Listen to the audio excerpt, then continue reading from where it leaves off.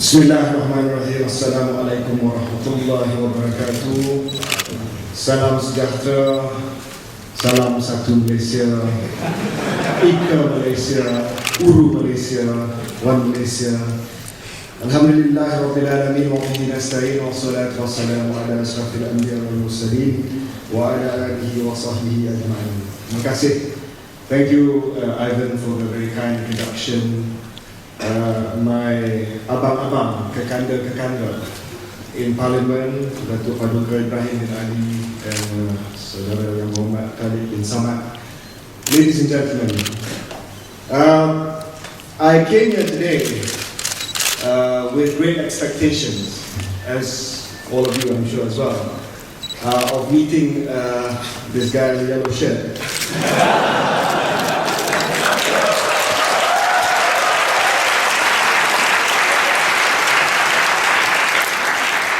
I realized in all the anticipation and expectations, both of us were blindsided by the other guy in the Latin shirt. So let me begin by saying that it's an honor to be here again today, third year running, and I don't want this to descend into a smackdown or into a mud wrestling match, because it's not pretty. But I think we should stick to the issue and the ideas. And I think both of them have presented what are their views on the topic, however misguided they may be. But these are their views. And I agree with some and I disagree with others. But let me just sketch it out and then we'll thrash it out during the question and answer session. The question really is, should the politics of ideology trump the politics of race in Malaysia going forward? Basically, should principles and ideas win over narrow communal considerations? The short answer to that is, of course, yes. Yes, because moving forward, the politics of ideas, the politics of ideology, where you stand on issues, should almost always trump any narrow parochial interest, not just ethnicity. The subject spoke of ethnicity, as in race, but it should also speak about the politics of religion, which YB Khalid represents. His party represents, Parti Islam in Malaysia, the Islamic Party of Malaysia. So if you're looking at ideology and ideas emerging on top of narrow parochial understanding based on ethnicity or religion, the short answer is absolutely yes. But, and this is a very big but, as much as we want to move this country forward with ideas, with ideology, regardless of the color of our skin, regardless of the faith that we profess, regardless of our ethnic backgrounds, we have to understand what the majority of the people, how they feel.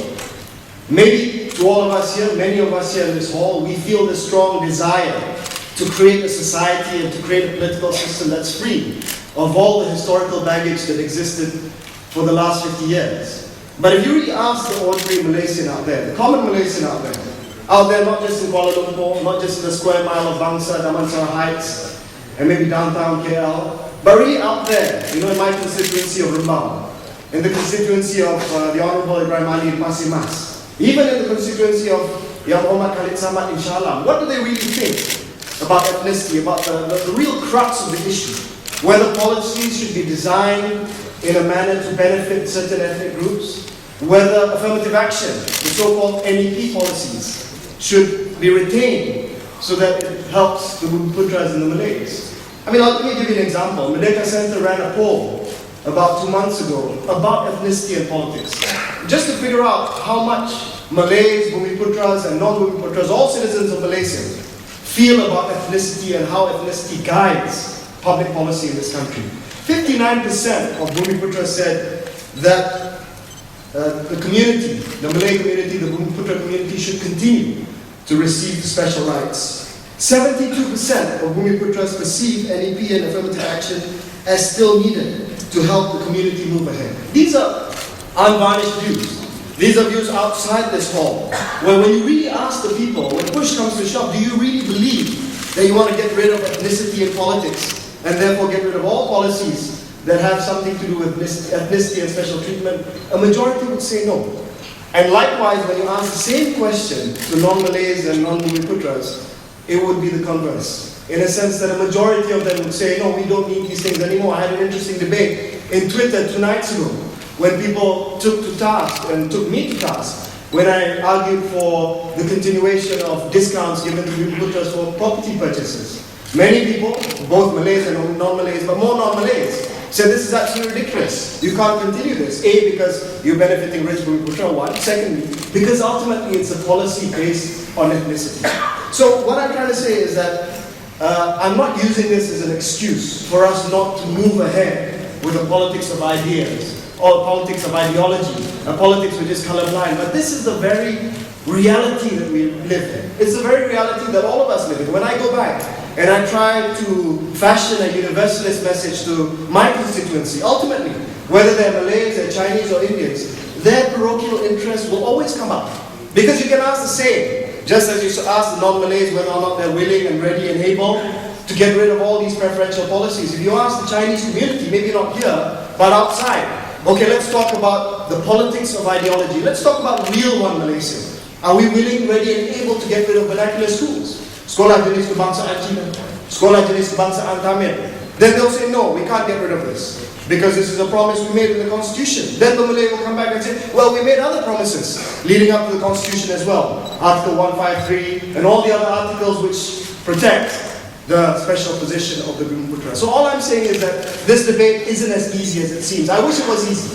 I wish I lived in the same world as Yang Muhammad Khalid Samad. When he speaks of universal truths, when he speaks of justice for all, when he speaks of how Islam, and rightly so, Islam calls for justice for all. I don't live in the ideal world of Yang Muhammad Ibrahim Ali either, who says that it's not about ideology, because at the end of the day, politics of race trumps. I live somewhere in between. I live in this limbo. Unfortunately. And it's not a good place to be, because I'd rather be extreme right-wing like him, or I'd rather be wishy-washy liberal like the other guy. Because it's so easy. It's so easy. You take an extreme position, you take an absolute position, and it's easy. But I live in the realms of reality. I live in the realms of what politics is like today. As a young person, of course, I want to move away. Of course, I want to move away from ethnic politics. I want ethnicity not to be a liability to us, but an asset to us. I want our diversity to be a strength for Malaysians, not a liability, and by default, therefore, we're Malaysia because we tolerate each other. Not because we tolerate each other, but because we celebrate this. But whether or not we're really ready to do this, I'm not sure. But at the same time, I reject. For instance, my brother Dr. Ibrahim Ali just now said that we have to talk about security. We have to put the entire debate about ethnicity within the context of security. I disagree with that either. Because we are young, we are idealistic, we don't need to be told that we can't talk about this, we can't talk about that, because it threatens the security of the country. We don't have historical baggage in this generation. I think you all don't have this baggage. I don't have this baggage.